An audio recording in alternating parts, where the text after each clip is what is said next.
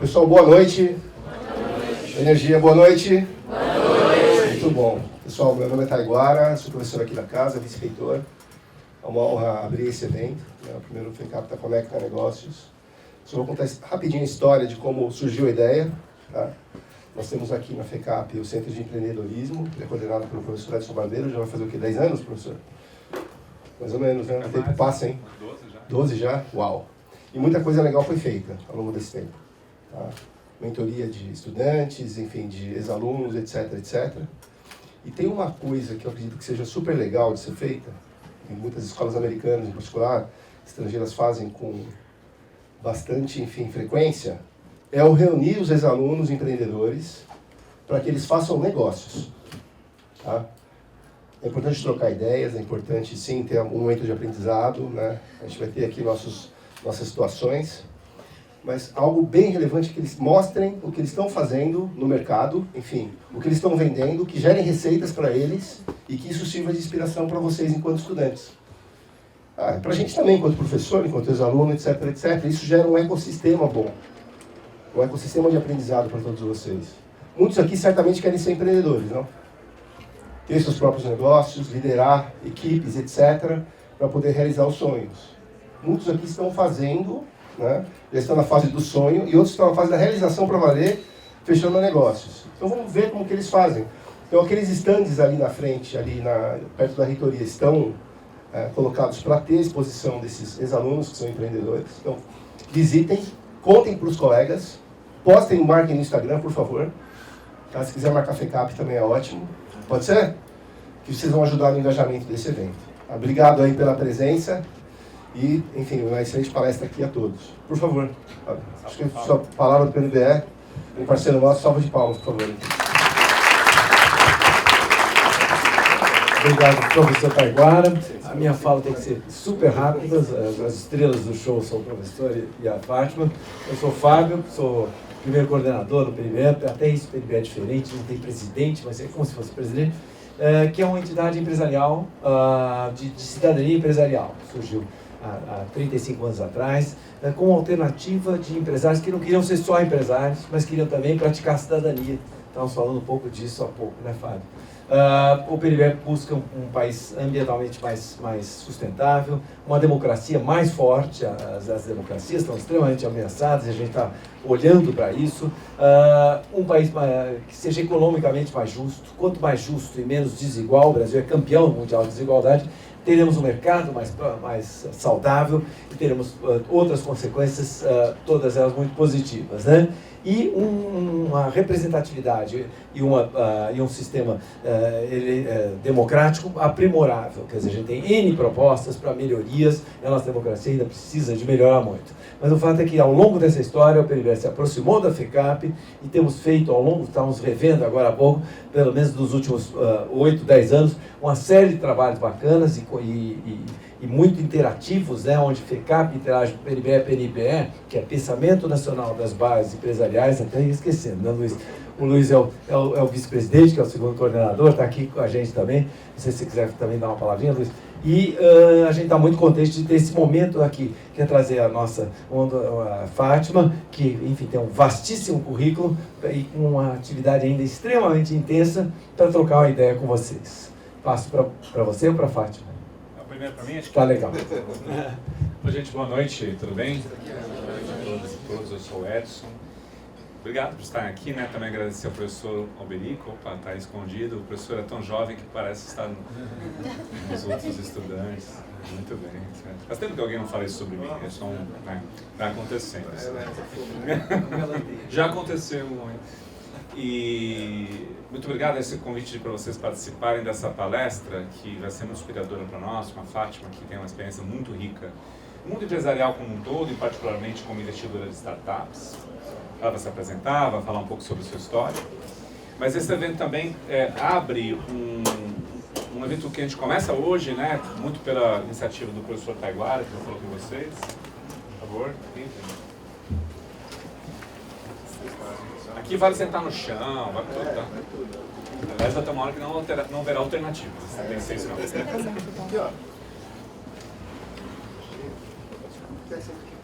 Fechando o caso do ar-condicionado. Então é um evento que vai acontecer na manhã, quarta e quinta, né? Vou passar já para o professor Vergueiro também para ele falar, que é um trabalho que a gente está fazendo em parceria, né? O professor Vergueiro organiza o Alumni, que é uma instituição, uma área aqui da FECAP que coordena a relação com ex-alunos, né? E eu que coordeno o Centro de Empreendedorismo. Então, vou pedir que vocês, amanhã, quinta, visitem as empresas dos ex-alunos que vão estar aí, né, nessas feiras. É bem interessante, não só para conhecer os negócios, mas para fazer networking. Alguns, inclusive, já disseram que estão buscando estagiários, querem realmente aproximação com o mundo universitário, de vocês em particular. Né? Isso. Tem gente que abre, talvez, negócios que vocês um dia desejam ter, né, isso ou parecido. Então, é um momento muito interessante. Uma universidade não serve apenas para sala de aula, professor e o modelo clássico, mas serve também, embora isso seja muito importante, para relacionamentos, para extensão, para fazer coisas acontecerem. Tenho certeza que esse é o espírito de vocês também. Outra coisa que está começando já, está em fase de finalização, é um espaço no site da FECAP, que a gente vai chamar de vitrine de negócios, não é isso? E que vai estar lá um espaço para todas as empresas alvaristas. Então, no dia que você abrir uma empresa, vai ter um espaço para se cadastrar lá e um espaço no site da FECAP, que já tem um tráfego bem interessante, para que a gente auxilie nesse processo de divulgação, de legitimação da empresa, da sua empresa, enfim, de uma maneira de a gente apoiar nesse sentido. E a gente também quer que esse ecossistema se ative, certo? De todas as formas. Então, fazendo negócios, investindo, contratando, fazendo parcerias. Então, vocês estão numa escola de negócios, é para isso que a gente serve, não é isso? Então, espero que vocês aproveitem. Professor Vergueiro? Então, rapidamente, um minutinho, porque eu mesmo nunca gostei dessa história de vários falando antes da pessoa principal. E a gente... Até a Fátima falar. Então, rapidinho, bem, boa noite para todo mundo. Meu nome é João Paulo Vergueiro, o pessoal me conhece mais como professor Vergueiro. E vocês estão 2, 3, 4 anos na FECAP e acham que a FECAP vai estar na vida de vocês esse período apenas. A FECAP vai estar para sempre na vida de vocês. Vocês vão lembrar da FECAP daqui 10, 20, 30, 40 anos. E para fortalecer esse vínculo, existe uma área hoje na FECAP que justamente cuida do relacionamento da escola com quem já passou pela escola, com quem já passou pela FECAP. Essa área que a gente chama de Alumni. Alumni alvaristas, eu atualmente coordeno com o apoio da Giovana, que está aqui presente também. É a área que ajuda a pensar com a FECAP o que a gente pode oferecer para quem passou pela escola e como é que a gente aproveita essa energia para aprimorar o que vocês têm hoje na escola. A feira que a gente está lançando hoje aqui pela primeira vez é justamente uma expressão disso, onde ex-alunos, ex-alunas que estão empreendendo venham apresentar os seus negócios para quem está na escola, porque saindo daqui, ou até mesmo antes de sair, todo mundo pode empreender. Aqueles que assim o quiserem, cada um tem um perfil, cada um segue o seu caminho. Para aqueles que quiserem empreender, a gente vai ter quase 15 empresas lideradas, criadas, gerenciadas por ex-alunos, que vão estar se apresentando para vocês amanhã e na quinta-feira, a partir dessa iniciativa, com apoio aqui, parceria do Centro de Empreendedorismo, com apoio da reitoria, e que a gente espera que vocês aproveitem bastante. Vocês vão, não vou falar muito do Alumni, vocês vão ouvir bastante do Alumni a partir do momento que vocês se formam. Porque vocês, e sexta-feira e sábado tem colação de grau, ninguém se forma nessa escola sem receber uma lembrancinha nossa e ir para casa toda feliz. Então, bom evento para todo mundo. Vamos passar, eu sei que quem vai apresentar a nossa palestrante... Informal. Informal, então vamos passar para... Pessoal, boa noite, bom evento e vamos ouvir a nossa convidada.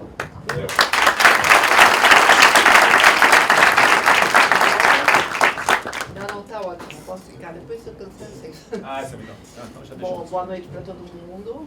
Eu queria agradecer primeiro a FECAP por ter me convidado, o PNBE me convidou também, e dizer que é um prazer estar com vocês hoje aqui, gente que está pensando desde agora em negócios.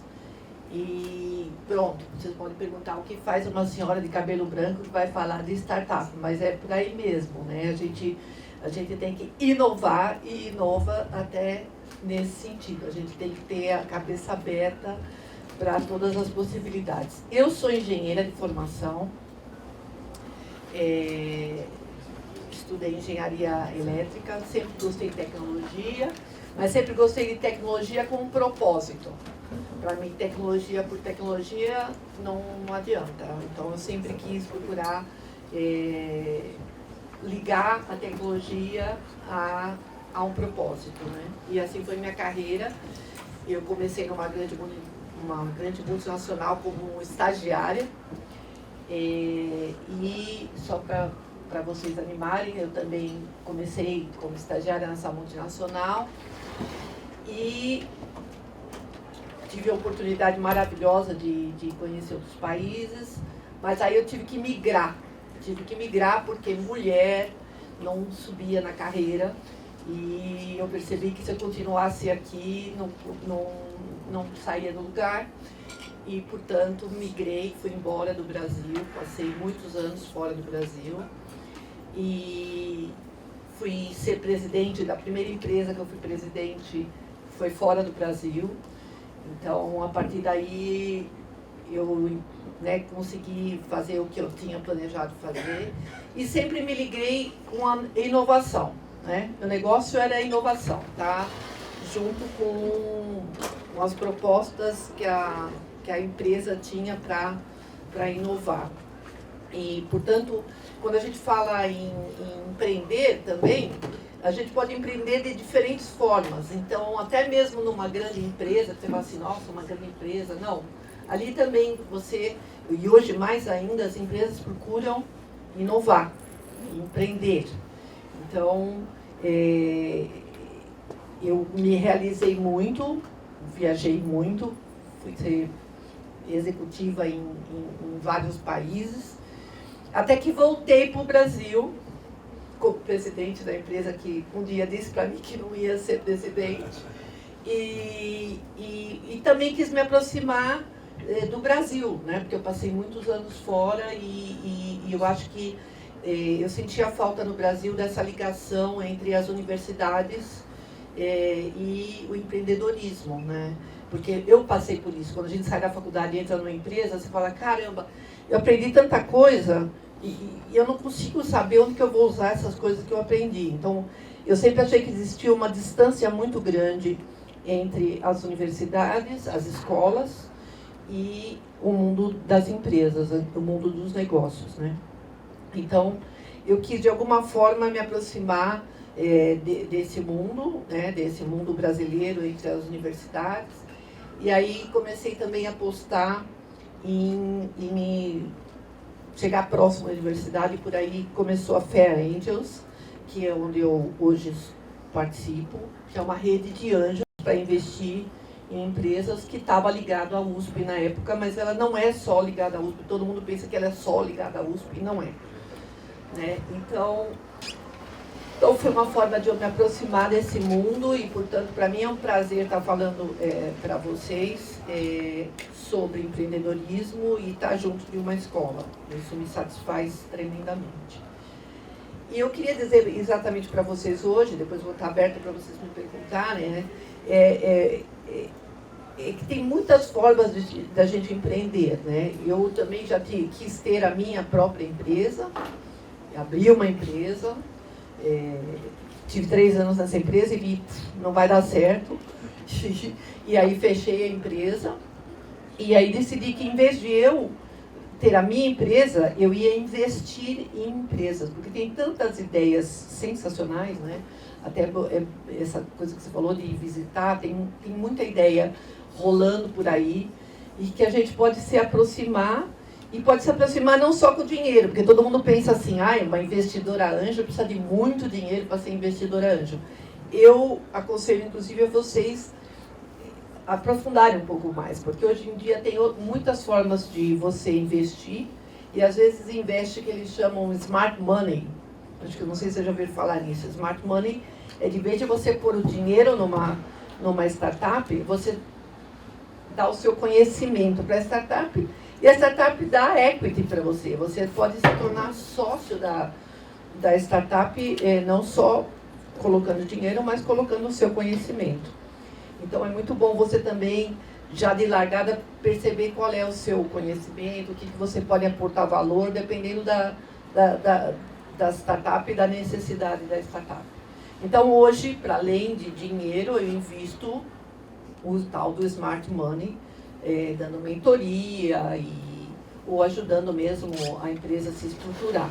Então, para quem quer começar, eu acho que é bem interessante vocês procurarem aprofundar nesse conhecimento sobre esse mundo de empreendedorismo, que é muito maior do que a gente imagina.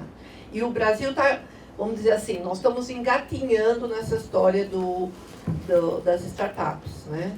Mas nós estamos engatinhando bem, eu diria, né? O Brasil estava conversando, né? A gente tinha muito esse polo São Paulo-Rio, as startups aconteciam aqui, e hoje em dia isso está muito diversificado no Brasil, né? Você encontra startups no Nordeste, no Sul, no interior de São Paulo. Então é um ambiente bem rico que está emergindo no Brasil. E tem dinheiro que vem de fora, e tem dinheiro que vem de dentro, e tem dinheiro que vem das empresas. Porque as grandes empresas também descobriram que eles não conseguem investir tudo em desenvolvimento novo, né? Eles compram startups, né? Eles ficam à procura de startups, investem em startups, grandes empresas, todas essas grandes que vocês conhecem, eles investem. Tem uma coisa chamada CVC, né? Que é Corporate Venture Capital, onde eles põem dinheiro, porque assim eles não precisam gastar dinheiro construindo uma área para desenvolver alguma coisa, quando já tem. Essa empresa que eu fui presidente, eu posso falar o nome, que é a Ericsson. A Ericsson mesmo, ela investia em universidades, e não era desenvolvimento, era pesquisa. Tá? Pesquisa é um passo antes do desenvolvimento, é aquela coisa bem científica. E qual não foi minha surpresa? Que os suecos investiam bastante dinheiro em Fortaleza, numa universidade em Fortaleza, que tinha gente especializada na área que ele precisava. Então, as empresas, as grandes corporates, também investem em startups. Então, mesmo você trabalhando numa corporate, numa grande, você pode estar ligada a esse mundo de inovação. E eu estou muito contente com o Brasil agora, por esse fato de a gente tirar daquele miolinho São Paulo-Rio e descobrir que tem coisas maravilhosas acontecendo em Santa Catarina, em Recife, em Fortaleza. E eu estava falando para ele, o top 10 de cidades, de capitais aqui que tem startups, eu descobri que no Piauí, Teresina está no top 10. Então é bom. Eu sou uma pessoa que eu tenho uma cabecinha fora do lugar, desde sempre. Então eu gosto de saber que não está acontecendo a coisa mais óbvia, né? Que tá São Paulo, Rio e Belo Horizonte. Não, está acontecendo no Brasil inteiro. Eu já investi numa startup que é de Aracaju. E eles têm um grande potencial.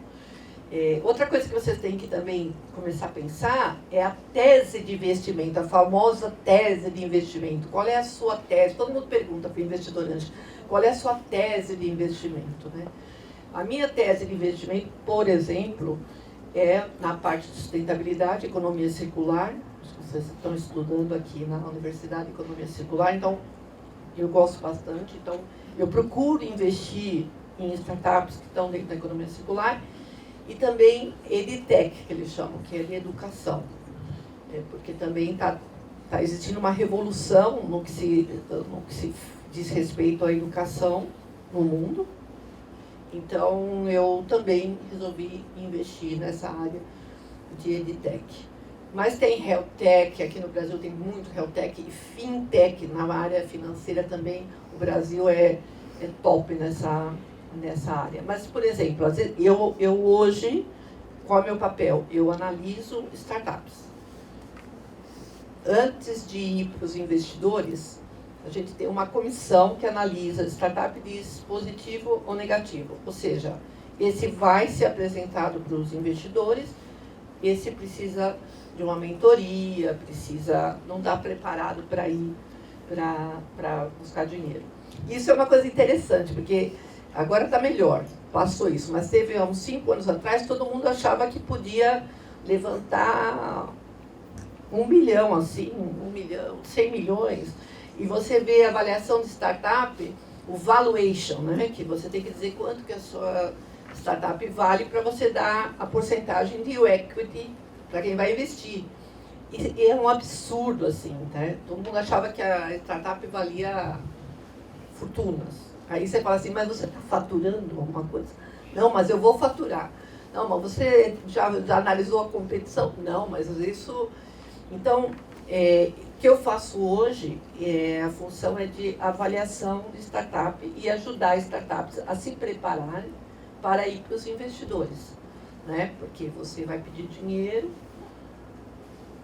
para levantar a sua startup e vai dar uma parte da sua startup para essa pessoa que vai investir. Então, é muito importante você, como startup também, estar seguro para quem você está oferecendo uma parte do equity, porque a partir da hora que você põe um sócio para dentro da sua startup, você vai ter que negociar com ele o que você faz, aonde você vai investir dinheiro, porque o investidor fala assim, tá bom, eu vou te dar aí uma grana, mas eu quero saber exatamente aonde você vai colocar essa grana, não é para pagar o seu salário.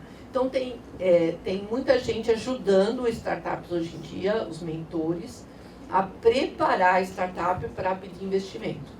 Porque uma coisa que queima é o cara ir pedir investimento antes da hora, não está preparado, porque uma banca de investidores, né, não é fácil, você deve imaginar, né?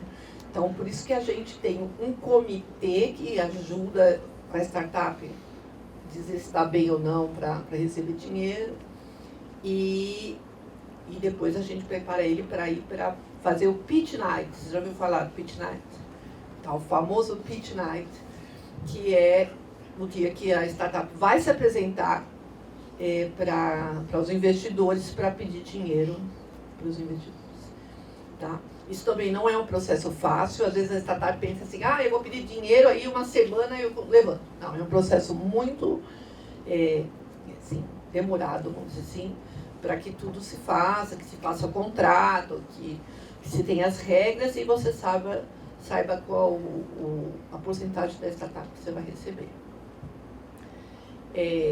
Eu tenho que falar isso, desculpa, eu estou muito feliz que tem muitas mulheres nesse coisa, porque uma das coisas também que eu batalho e que eu sinto, como já senti na pele, é que é muito, apesar que o professor disse que tem mais mulheres hoje do que homens nas escolas, mas, na hora que vai pedir dinheiro, eu vejo como são avaliadas as mulheres e como são avaliados os homens, quer dizer, então também tem uma parte que eu ajudo um pouco startups com founders mulheres, para dar uma ajuda justamente nessa, porque eu presencio com meus olhos, quando tem uma banca examinadora, examinando uma startup liderada por mulheres e uma startup não liderada por mulheres. Então, já presenciei coisas absurdas. Então, essa é outra parte que faz parte do meu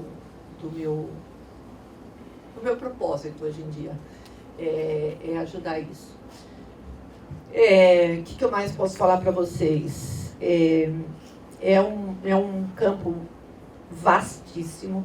Você pode trabalhar você pode não ter sua startup, mas você pode trabalhar imenso com startup para quem gosta de inovação.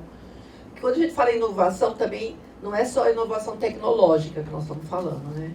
Estamos falando em inovação de modelo de negócio, inovação de como você vai atuar no mercado. Então, é uma coisa bem grande, né? Que é uma área bem extensa que você pode trabalhar. E eu acho que o Brasil está num bom caminho. Vamos ver agora. Temos um problema que hoje em dia, com juros tão altos, esse ano está sendo um problema. Para o investidor tirar dinheiro do CDB, que vai lhe dar os 15%, sei lá quanto, para pôr numa startup, porque também a gente põe dinheiro e muitas vezes dá errado. E você, então, quando põe o dinheiro, você está sabendo que o teu dinheiro que você está pondo pode virar pó.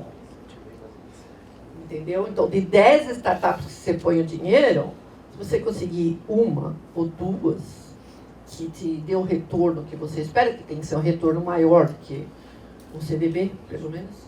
Mas hoje em dia, por exemplo, no Brasil, nós éramos na América Latina, assim, disparado, o lugar que mais recebia dinheiro de investimento. Esse ano, o México nos passou, no primeiro semestre. Na América Latina, eles receberam mais dinheiro do que o Brasil. Acho que foi a primeira vez. E passou feio a gente, em termos de receber. Por quê? Porque nem só os brasileiros, mas os estrangeiros põem dinheiro aqui para receber o retorno com juros tão altos. Então, isso está atrapalhando um pouco, né? Porque eu tenho um dinheirinho, posso ficar lá quietinho no banco, aquecendo. Isso é uma coisa que eu não gosto. Também foi uma das coisas que eu decidi. Eu não quero meu dinheiro só no banco e eu esperando ver lá no fim do mês o que deu. Eu acho que isso não tem muita graça. Mas isso atrapalhou um pouco os investimentos no Brasil agora. Mas o lado positivo é que nós temos um país inovativo ao montão. E biotecnologia é uma coisa que vai bombar tremendamente. E que ninguém melhor que nós para ter uma grande indústria de biotecnologia aqui dentro. Então, nós temos oportunidades bem significativas. E, como eu comentei, fintech também tem sido um lugar, uma área que o Brasil tem se destacado, vamos dizer assim, né?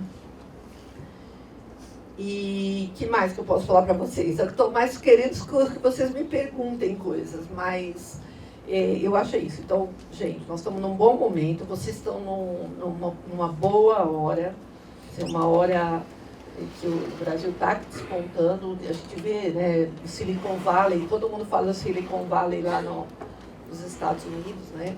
Então, nós temos todas as condições de ter vários Silicon Valley aqui, não tem só uma Califórnia aqui. Nós podemos ter, na biotecnologia, se for lá para a Amazônia, mesmo, né, nós temos um mundo ali para a gente descobrir. Então, vocês estão um bom momento para esses desafios. Uma coisa que foi falada aqui é sobre a rede, né? Nós trabalhem em rede, entendeu? Startup conversando com startup, investidor conversando com startup, investidor conversando com alunos. Essa rede, o nome da inovação está tudo ligado à rede. E isso que ele falou que vocês nunca vão esquecer da FECAP, vocês nunca vão parar de estudar. Isso é uma notícia que eu vou dar para vocês, né? Porque quando a gente está nessa hora, a gente fala assim, não, pelo amor de Deus, tudo que eu quero é me formar e acabar. Já na minha idade não foi assim. A minha mãe se preocupava, filha, mas não está na hora de parar de estudar? Não, eu tive que estudar a vida toda. Entrando numa faculdade, fazendo outra coisa. Então, vocês não vão parar de estudar. É lógico que agora estudar é uma coisa muito melhor do que era na minha época. Porque agora eu estudo, qualquer universidade eu entro na internet, me cadastro e começo a estudar e acabou-se, né? Eu não tenho que deslocar, não tenho que... Então, eu acho que mais um motivo que eu acho que vocês estão numa excelente oportunidade para desenvolver isso daí. Por favor. Estão gravando, Pedro. Ah, tá. Então, meu nome é Pedro e eu fiquei muito curioso sobre o Fair Angels, né, que a senhora comentou. E eu gostaria de saber como que funciona. É algo mais privado para a questão assim de quem está ali dentro? Tem essa questão de contato? Por exemplo, se eu, daqui a pouco, quiser me interessasse mais ainda e quisesse ir atrás, como que eu faria para fazer parte? É assim, deixa eu explicar. Primeiro, eu queria explicar assim. Por exemplo, isso é uma coisa que também eu esqueci de falar. Por que eu estou numa rede de anjos? Antigamente eu investia sozinha, né? Eu procurava, achava uma startup legal, falava, vou investir. Quando a gente está numa rede, eu tenho várias pessoas analisando a mesma startup. Então, coisas que eu não percebo, às vezes quando estou analisando uma startup, aquela outra pessoa fala, olha, isso aqui é assim. Então, a rede de anjos ajuda a gente a tomar decisões melhor elaboradas, vamos dizer assim, né? Porque o risco já é grande, quer dizer, se você puder mitigar esse risco com a ajuda de outras cabeças pensantes, melhor. Como funciona uma rede de anjo? Teoricamente, uma rede de anjo é de investidores. Mas a gente tem um papel também educacional. Então, por exemplo, na Fair Angels, às vezes tem pessoas que estão fazendo mestrado, tem pessoas que estão pensando em abrir uma startup, entram lá, tem que pagar uma mensalidade. Entram lá e acompanham durante um ano. Então, eles podem participar da banca examinadora, então eles vão aprender como que os investidores, o que os investidores olham ou deixam de olhar. Então, é para isso que existe a Rede Anjo, é para ajudar, teoricamente, os investidores a tomar uma decisão mais elaborada. Mas também a gente tem o papel de educação, o papel de ajudar as pessoas que estão começando a entender como é que funciona. E a gente oferece mentoria de graça para startups. Mas você, para pertencer a uma rede de anjo, tem muitas redes de anjos no Brasil hoje. Tá? Não sei nem se vocês não vão fazer também uma rede de anjo da FECAP. Acho que cabe aí uma rede de anjo da FECAP. Hã? Então. Não, mas é assim. Então, se você quiser, você entra, tem a Fair Angels, tem a GV Angels, tem a Anjos do Brasil, que não está ligada a nenhuma universidade. Se você procurar a Rede Anjos, você vai encontrar montes. E é como eu te disse, normalmente tem investidores, mas não só. Tem gente que está querendo aprender, né? Então, quer fazer o seu primeiro investimento, então quer ver como é que os investidores... E tem outra coisa, que antigamente se pensava que era grandes números. O investidor, o cara tem que ter muita grana. Hoje tem uma coisa chamada plataforma de crowdfunding. Já ouviu falar isso? As plataformas de crowdfunding é sensacional. Eu aconselho vocês verem. E você pode investir R$5.000 numa startup, que era impensável algum tempo atrás. Então tem um conceito assim que só quem tem muita grana pode ser investidor anjo. Não é verdade mais, tá? E isso é outra coisa porque a gente vai em anjo. Porque às vezes uma startup fala assim, olha, eu quero um cheque de 100 mil. E eu não tenho 100 mil para dar para essa coisa, mas eu tenho 10. Aí o outro fala, não, mas eu tenho 30, eu tenho 40. Então a gente junta e aplica o 100. Então, é bem gostoso. Quem sabe vocês acertam numa startup, põe 5 mil e tira 500 mil, vira uma, entendeu? Como pode perder também o teu dinheiro, como virar pó. Não vamos esquecer essa parte. Mas é muito legal, sabe? É muito legal vocês se envolverem nisso, porque daqui para diante vai ter muito isso mesmo. Então, eu acho que é importante vocês procurarem saber isso, entrar numa rede anjo. E a Fair Angels é uma delas. Tem muitas, tá? Nós temos esse papel também educador, tá? Tem algumas que querem mais grana, entendeu? O cara tem que ter um cheque gordo para entrar numa rede de anjo dessa. Mas tem aquelas que também têm o seu papel social de desenvolver empreendedorismo no Brasil, que é o caso da Fair Angels. Tá? Alguém mais? Só para você falar um pouquinho mais, porque você passou rápido nessa questão de empreendedoras, empreendedores, elas, eles, e um pouquinho mais sobre bioeconomia. Certo. Bom, de empreendedores e empreendedoras é isso, gente.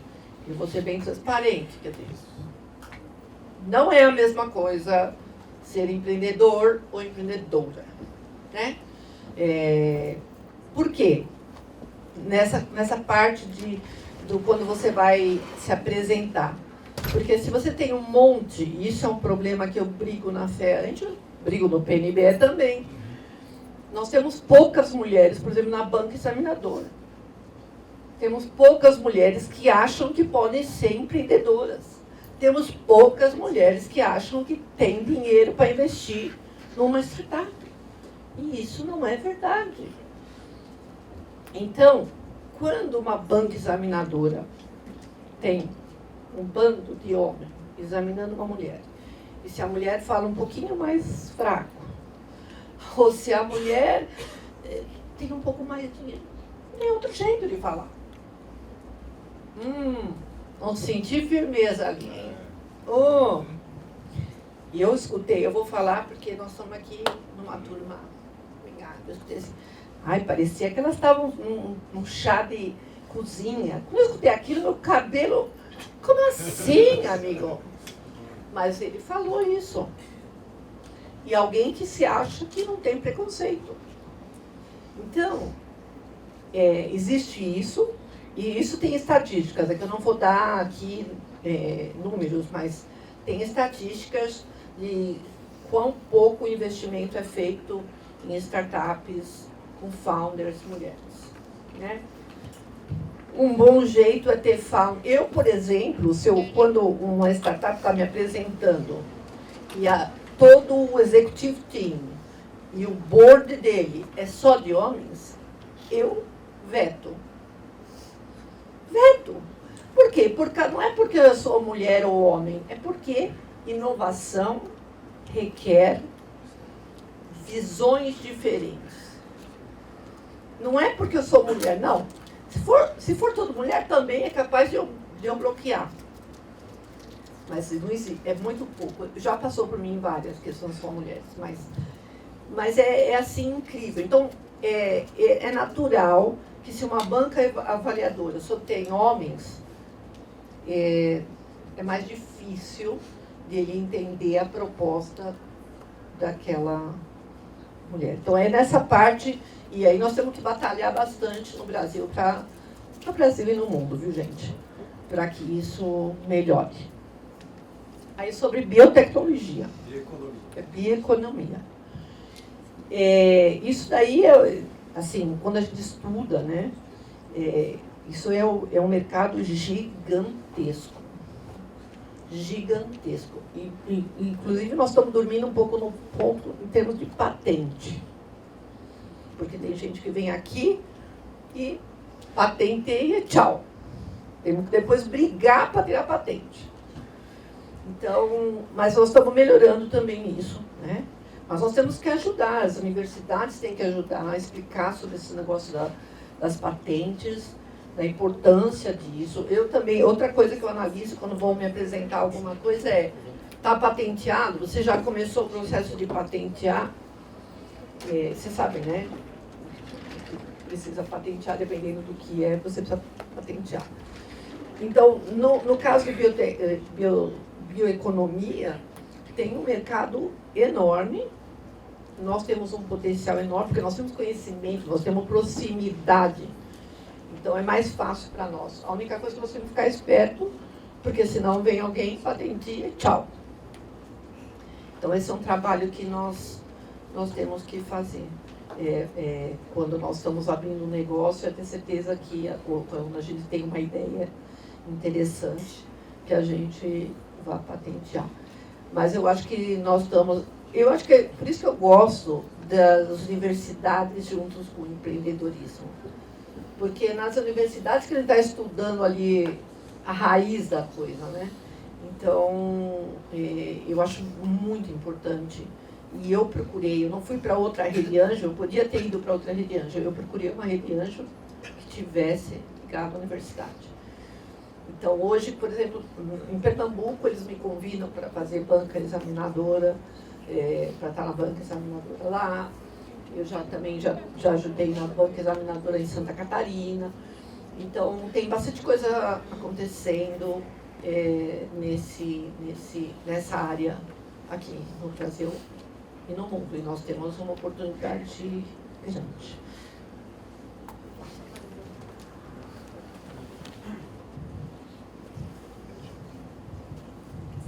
Fátima, boa noite. Eu queria que você mencionasse 2 cases. um positivo e um negativo, talvez especialmente até aqui do Brasil, de empresas que você mentorou ou entrou com aporte financeiro também. Enfim, cases que você avaliou ali da empresa, seja da gestão ou seja da própria estrutura de negócio, tanto positivamente quanto negativamente.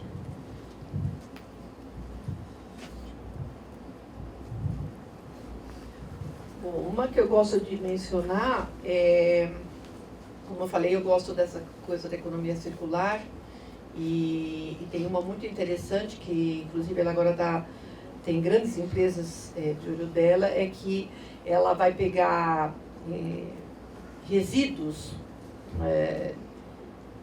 de carros, de painel solar, e tem um monte de metais preciosos nas placas que a gente usa, né? E ela está trabalhando em separar, ela tem uma tecnologia especial para separar esses componentes, esse produto, né? E reutilizar.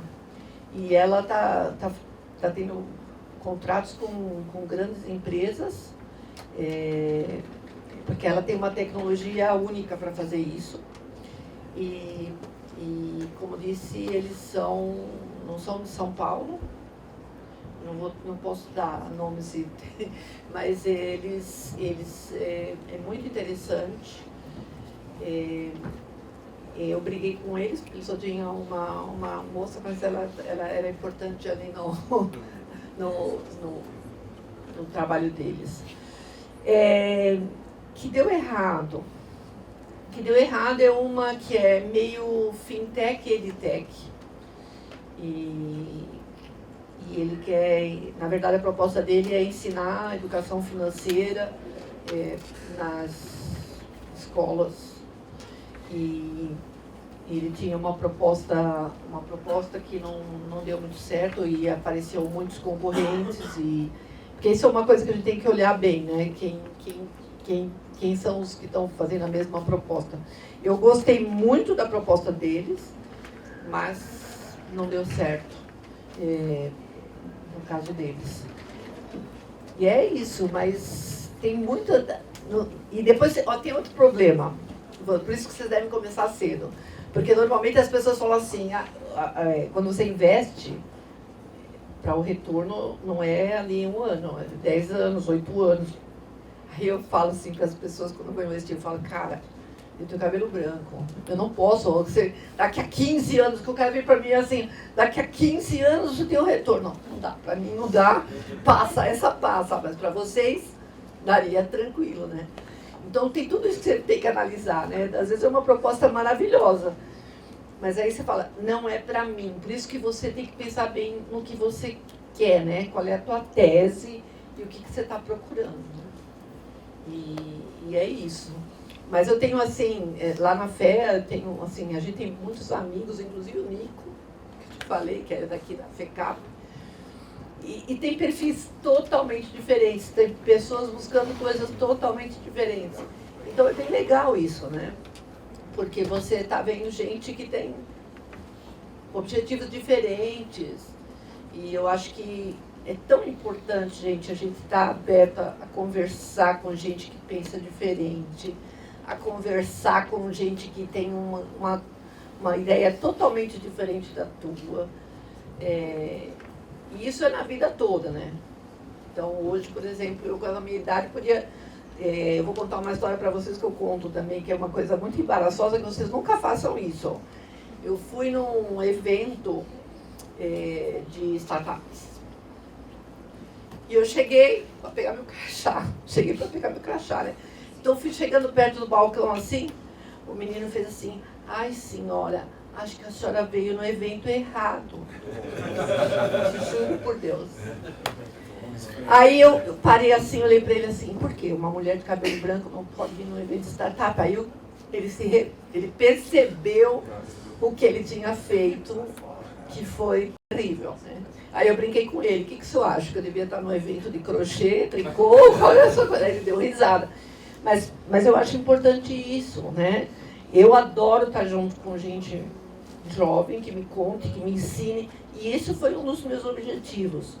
Eu não queria estar longe quando eu saí das grandes corporações, como presidente, como não sei o quê. Eu não queria me afastar da tecnologia e não queria me afastar da inovação.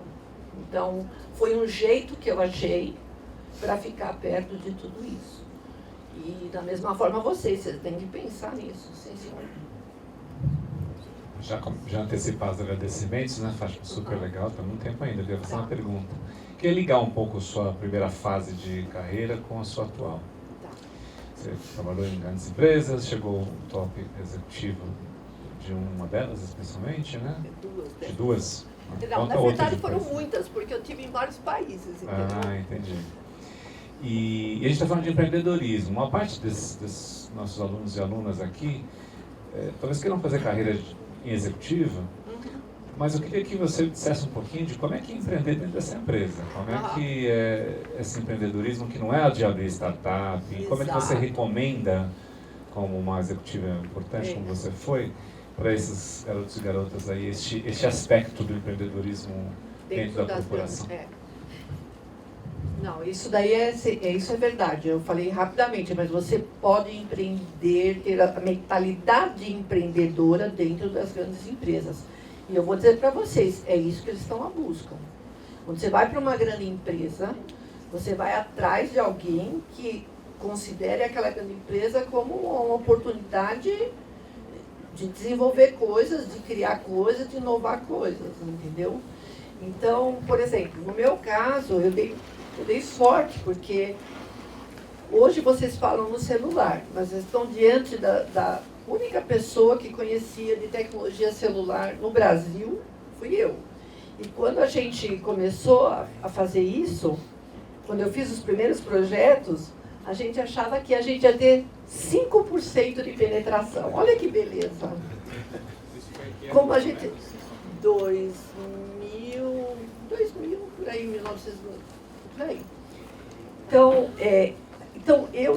eu tentei justamente entrar nessa área de inovação para fomentar o desenvolvimento disso. Então, as empresas hoje procuram pessoas que tenham uma mentalidade empreendedora, mesmo dentro das grandes empresas. E outra coisa que eu fiz, que vocês não podem, é que a gente pensa que é só startup, é se acomodar. Porque eu podia ter me acomodado, ganhava um bom salário, né? Estava numa grande corporação, mas eu mudei de país quando eu percebi que eu não ia conseguir o que eu queria. Então, eu acho que isso vocês têm que ter na cabeça de vocês. Empreender é arriscar. E arriscar, você vai se arriscar mesmo numa grande corporação. Então, é uma coisa que está dentro da gente, né? A gente avaliar a oportunidade, né? Porque quando a gente vai empreender, a gente avalia oportunidades, né? Então, quando você está numa grande empresa, você também tem que avaliar qual é a minha oportunidade dentro dessa empresa. O que eu consigo, o que eu tenho que fazer, quais são os passos que eu tenho que dar para conseguir isso. Tem um problema das grandes empresas que melhoraram muito, porque a gente comprava, eu avaliava a empresa para comprar a empresa, né? Porque, como eu disse para vocês, as grandes empresas, elas compram startups. E uma coisa muito mal das grandes empresas é que a gente compra uma startup. Isso eu falo para as startups, quando elas brilham os olhos que uma grande corporação quer comprar. Porque eu não sei quantas a gente matou. Porque a gente comprava e aí achava que elas tinham que fazer como a gente fazia. E aí a gente matava a startup. Porque ela só era uma startup porque ela fazia de um jeito diferente. Então, hoje melhorou bastante, mas a gente, as grandes corporações, era cemitério de startup. Hoje melhorou um pouco. A gente já sabe que deixa elas lá, porque senão você vai comprar, investir um dinheiro e vai matar. Então, eu falo isso para as startups também, quando elas ficam, aquela quer me comprar. Calma lá, pode ser que seja uma boa, pode ser que não seja uma boa. Porque acontece isso. As grandes empresas têm processos, e aí querem colocar. Mas eu quero agradecer, não sei se meu tempo acabou, se tem mais alguma pergunta, mas eu quero agradecer. Aqui tem uma perguntinha aqui antes. Boa noite. Eu, como um founder, como eu me torno um mentorado de, por exemplo, da Fair Angels? Você tem que se cadastrar lá. Mas só cadastrar basta? Não, você vai lá, você fala que você é uma startup, que você está à procura de... Você vai ter que preencher lá um papelzinho. E está à procura de mentores. E aí, normalmente, a gente tenta arrumar um mentor que se encaixe com o teu perfil de empresa. Tá? E mulheres, se vocês precisarem de mentora... Mas eu queria, assim... Então, queria, relembrando minhas aulas de administração, eu queria que você comentasse um pouquinho de business plan, taxa interna de retorno, valor presente líquido, não sei nem se isso ainda existe ou se isso é relevante, né? Um pouco de matemática financeira, se essas são ainda formas e instrumentos que as pessoas têm que prestar atenção. De certeza, de certeza. Lá para os anos 2010... Era tudo, quem se importa com planilha, vai embora. Quanto você precisa de dinheiro? Toma aí. Agora precisa, a gente tem que ver direitinho o fluxo de caixa, quando o cara... Exato, tudo, toda a parte financeira que era muito deixada de lado, era uma coisa ideia, agora não. Não adianta você vir com um plano que você só vai ficar com um cash flow positivo daqui a 3 anos, que ninguém vai. Ninguém vai. A gente já quer que o negócio pare de pé, que não seja só uma grande ideia. Qual é a taxa de retorno mínimo? Não tem. O CDI está 15%? A gente não quer isso, né? A gente quer... Tem que ser, sei lá, depende. Mas é bem mais que isso. Tem que ser bem mais que isso. Porque você depende também de quando você... Né? Porque tem o pré-seed, tem o seed, tem o Series A. Então, quanto mais cedo o investidor entra, mais ele quer retorno. Porque o risco é muito maior. Você fala bobagem do corrigir, mas também não depende do produto e do mercado que esse produto atinge. Com certeza. Não, veja bem, quando a gente vai analisar, é uma panóplia. O mercado, quanto que ele vai pegar desse mercado, competidor, a planilha financeira, os recursos humanos, quem é que está trabalhando, qual é o perfil desse empreendedor, se já empreendeu antes, qual é a formação dele. Quem está por trás também. Quem está por trás, Credibilidade. quem está investindo. Tem uma série... Então, fala assim, a Cecil, trabalhei lá, Cecil é a indústria que fica em Itapevi, ela é de laminado de cobre, e ela também tem um startup do qual eu participei. E hoje existe o recurso do FINEP, já existe há muito tempo, né? Ao qual eles fazem toda a análise, eu acompanhei com vários engenheiros esse processo todo para liberação de crédito. É uma empresa que eu posso falar, já tinha aportado 30 milhões e ainda está em desenvolvimento, há 5 anos, né? Um catódo de cobre puro, né? De um cobre reciclado com potencial energético como se fosse um minério nobre, né? Então eles estão lá desenvolvendo, estão chegando na fase final, mas é um trabalho longo, de muito investimento, de muita pesquisa, tanto é que agora eles conseguiram investidor estrangeiro para aprovar o projeto, porque é um cobre naturalmente, assim, ecologicamente correto, né? Ele não passa por fundições poluindo o ar. E é esse hoje o objetivo da Cecil. Não, é legal. Não, e tem uma coisa que a gente chama Deep Tech, né?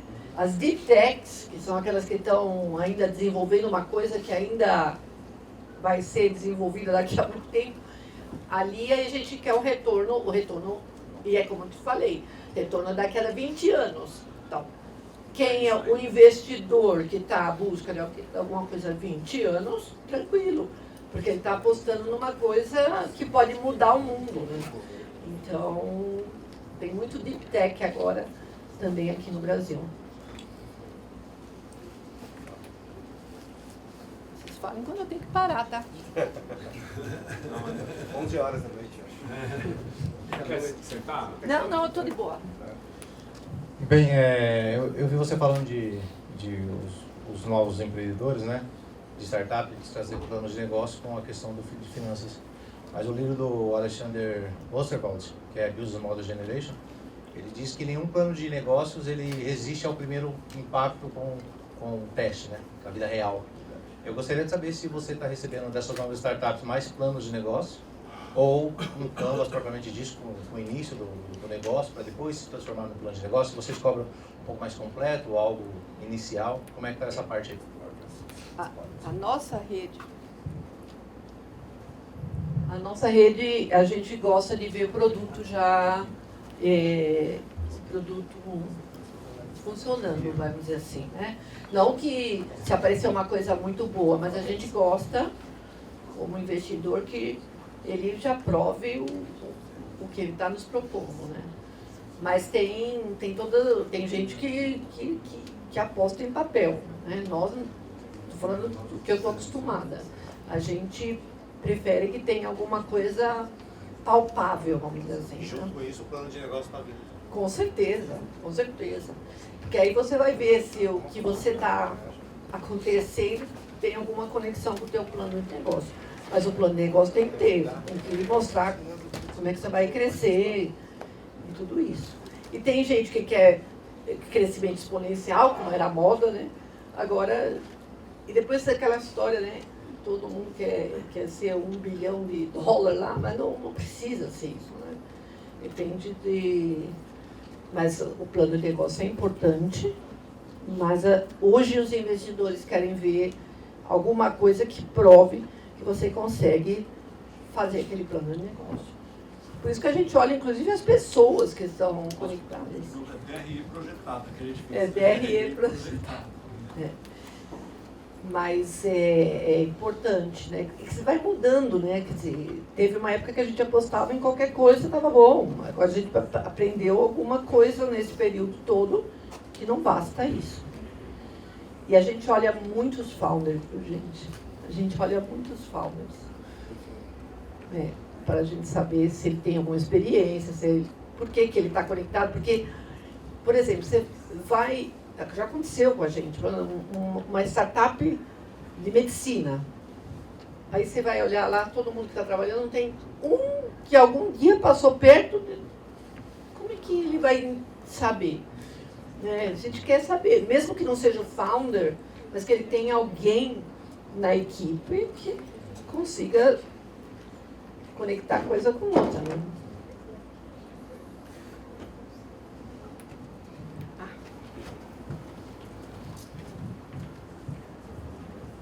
Boa noite, Fátima, tudo bem? Foi enriquecedora essa palestra. E eu tenho uma pergunta que ela parece um pouco extensa. Mas quais são as atribuições e funções de um cargo executivo? E também, em que momento você girou a chave de que queria ocupar essa posição? E qual foi a estratégia que você aplicou? E quais mercados você também trabalhou dentro da área executiva? Bom, acho que é para você sentar. Bom, assim, quando você se torna um CEO, não é fácil, né? Mas depende como você é. Eu fui CEO de empresas fora do Brasil, na Europa, na América Latina, fiz de tudo. Então, você tem que ter... Primeiro, você não trabalha nunca sozinha, tá?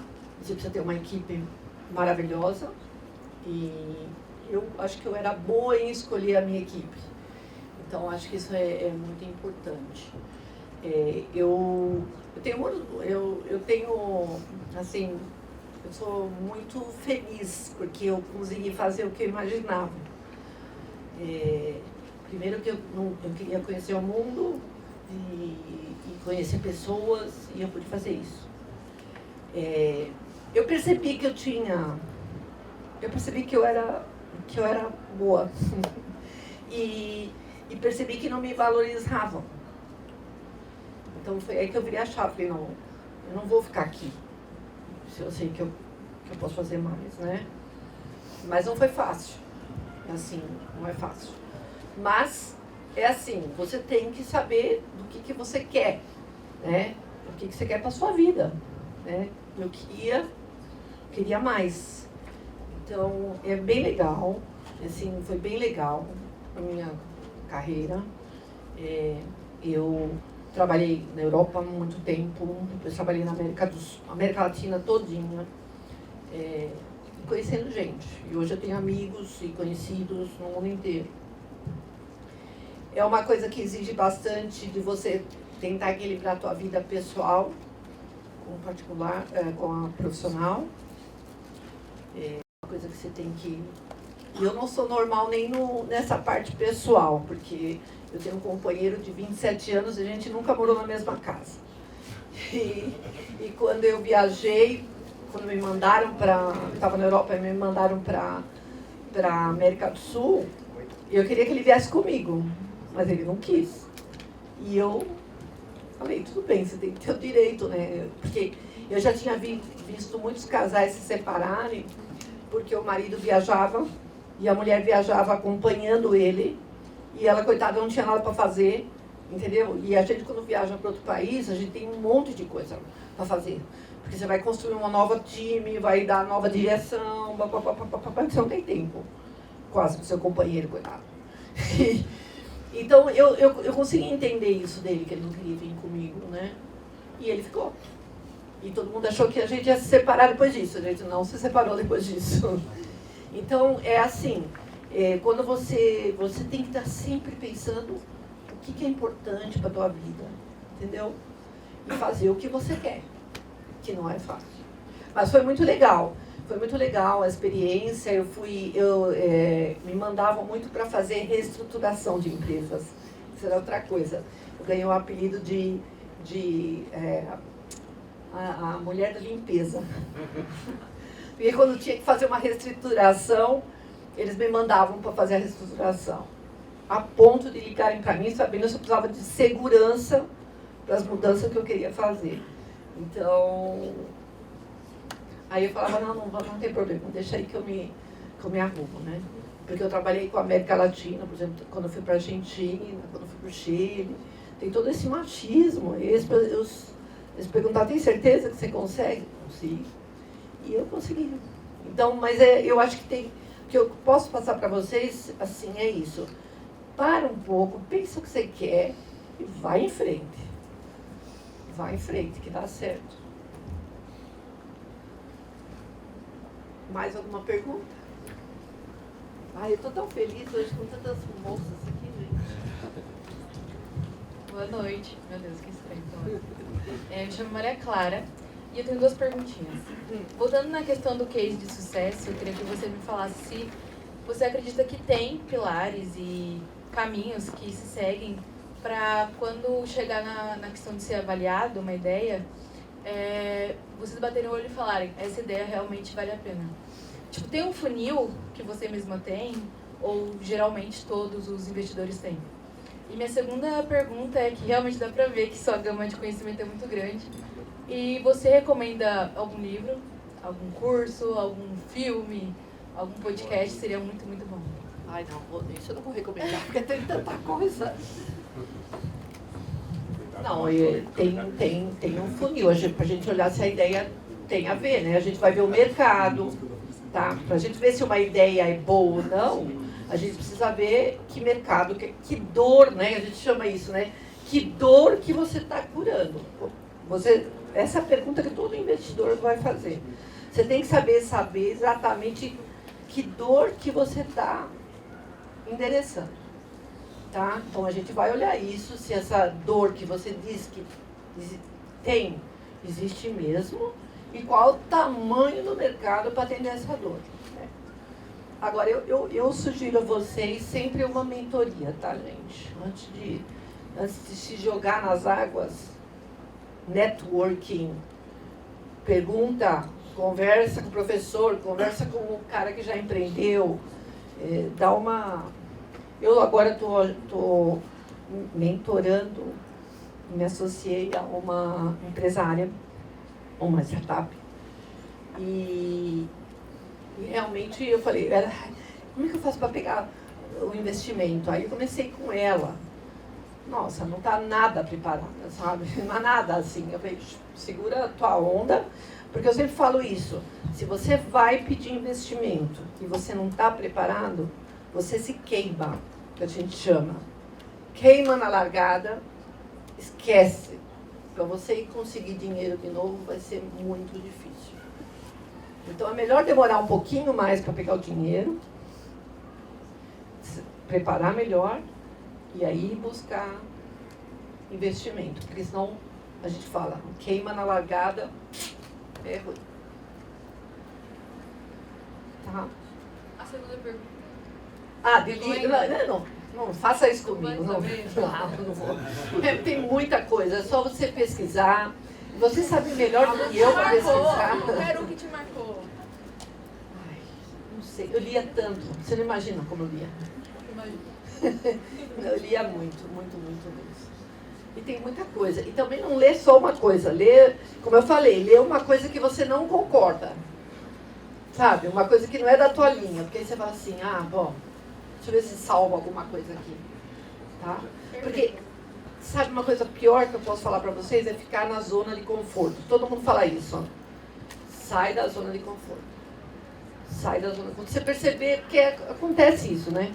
Você fica lá, começa a ficar bom, muda.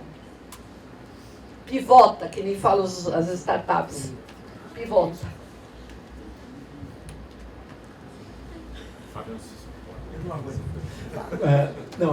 Você falou da mulher da faxina, brincando sobre você mesmo, que você chegava nos países e tudo mais.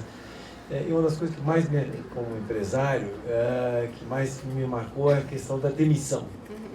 Como é que é demitir pessoas e como é que se prepara quem faz a demissão e também quem vai... É muito ruim comentar isso. Tá, não. É isso, também dá um outro evento. Não, isso tem a parte difícil, né? Porque se você gosta de gente e tem que... Mas eu sempre pensei assim, né? Isso é a parte difícil, você tocou um ponto difícil, mas eu pensava assim, bom, vou cortar 100 para salvar 100. Porque quando você faz essas reestruturações, normalmente é uma questão de sobrevivência. Então eu sempre pensava, eu dormia no meu travesseiro depois pensando isso. Eu não pensava no... Eu sempre era com muito cuidado. As minhas VP de recursos humanos, isso é outra coisa, né? Recursos humanos, normalmente o topo não faz parte do management team. E a primeira coisa que eu fazia era botar a pessoa de recursos humanos decidindo o negócio. Porque era ridículo a gente tomar certas decisões de negócio sem que a pessoa de recursos humanos estivesse do lado. Ridículo, mas acontece. 80% das empresas, o VP de recursos humanos não está sentado no executivo team. E comigo, estava. Então, a gente sempre fez as coisas com muito cuidado. Nunca ninguém quis me matar, mas eu fiz muito com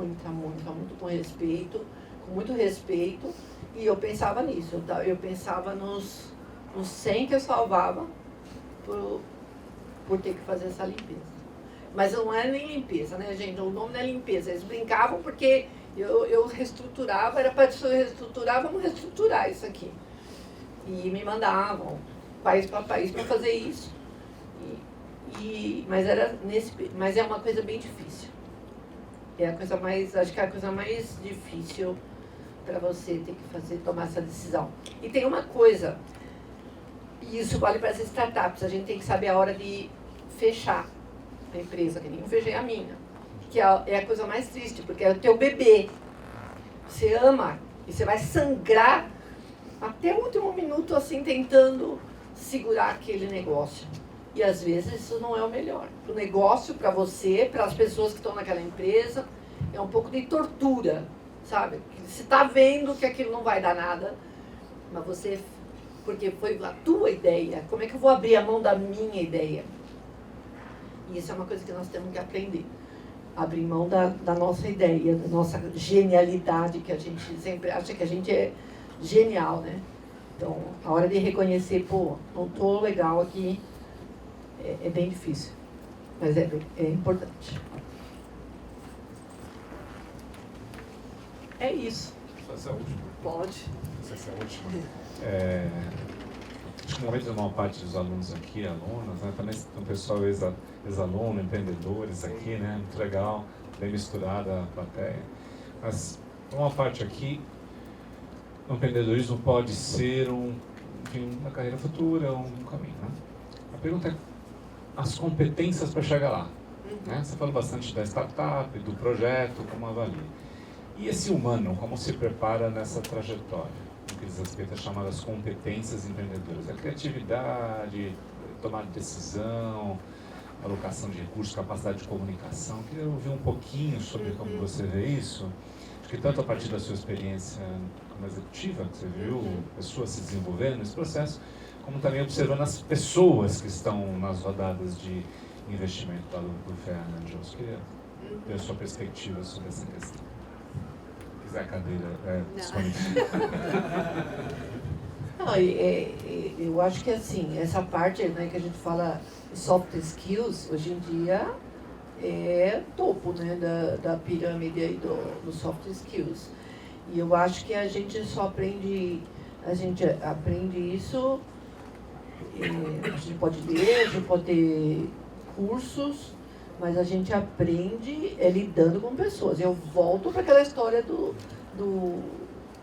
networking, do grupo, de trabalhar em rede, porque a gente aprende muito mais fácil vendo, convivendo, dando um passo para frente, um passo para trás, um passo para o lado, um passo para o outro. Então, eu acho que o desenvolvimento é você estar aberto, né? Aberto a aprender com o outro, aprender a se adaptar da situação, mas eu acho que soft skills é uma área que vocês devem investir, né? E se conhecer.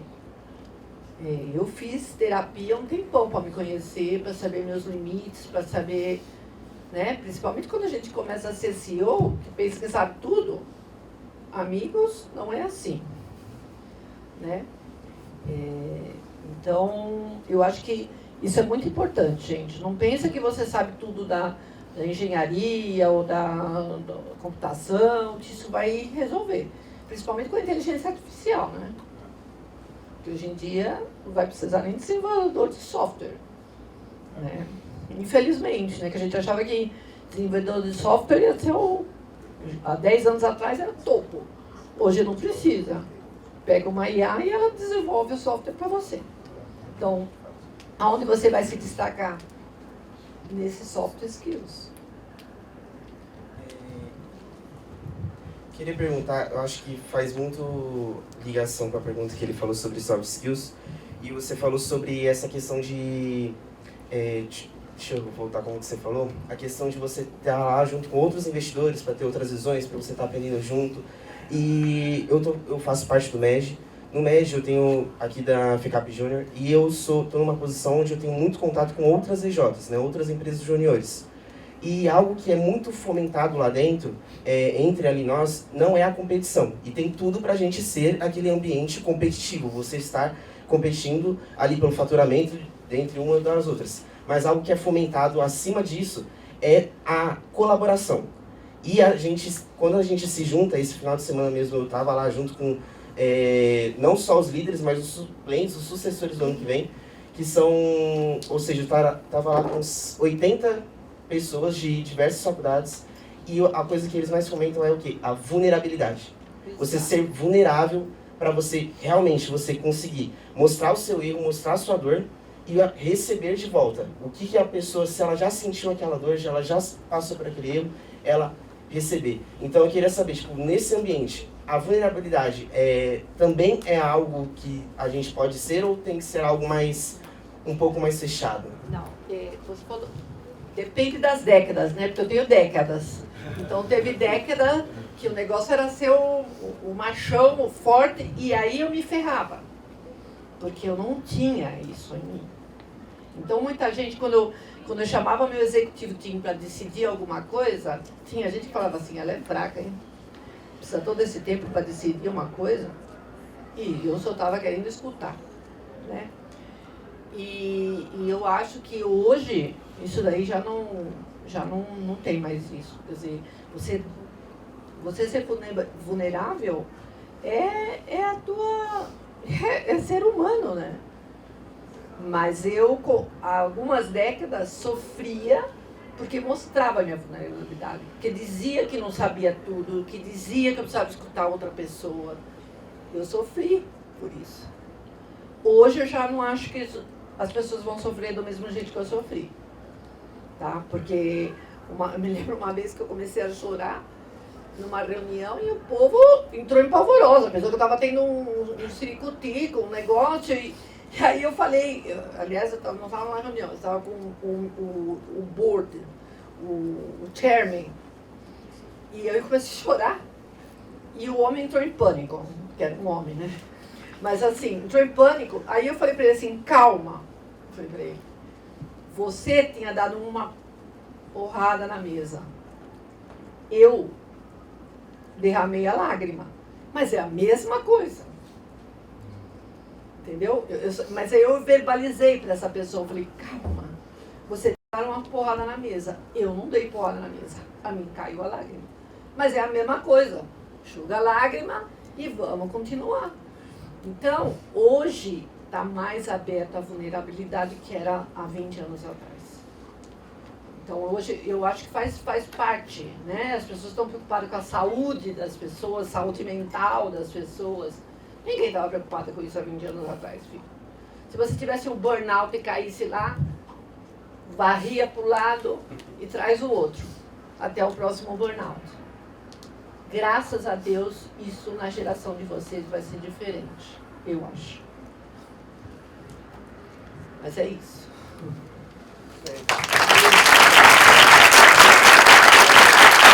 te agradeço. Obrigada. Ó, e se quiser me chamar no LinkedIn, estou lá, tá? Eu chamei. Faz já. Valeu, gente. Muito obrigado. Posso só colocar o QR Code para a presença? Por favor, verdade. QR Code para a presença. Segundo horário normal, professor Rafael Alberico. Nossa, a gente que agradece você aí por inserir no planejamento da sua disciplina. Muito obrigado, viu? Super obrigado a Fátima. Aí, doando os livros ainda. Muito legal. Quem mais fez uma pergunta para mim? Ela não fez? Aqui. Obrigada. Olha que legal. Super obrigado, viu, Fátima? Testemunho não apenas com conteúdo, mas com sentido. Né? Toca aqui, né? Toca com as emoções. Aí eu é que eu te agradeço muito, porque você sabe que eu me sinto muito bem nesse ambiente. Eu quero te agradecer muito, porque é uma das minhas missões, estar junto com gente que está começando. Não fala não, que eu vou te chamar toda semana. Tá bom, gente, muito obrigado mesmo por vocês terem me escutado, viu? Obrigado, gente. Muito obrigado. Amanhã não esqueçam de visitar os stands, não é isso, Vergueiro? Para ir apoiar os empreendedores. Tá. A partir das 6 horas. A partir das 6 horas da tarde estão por aí.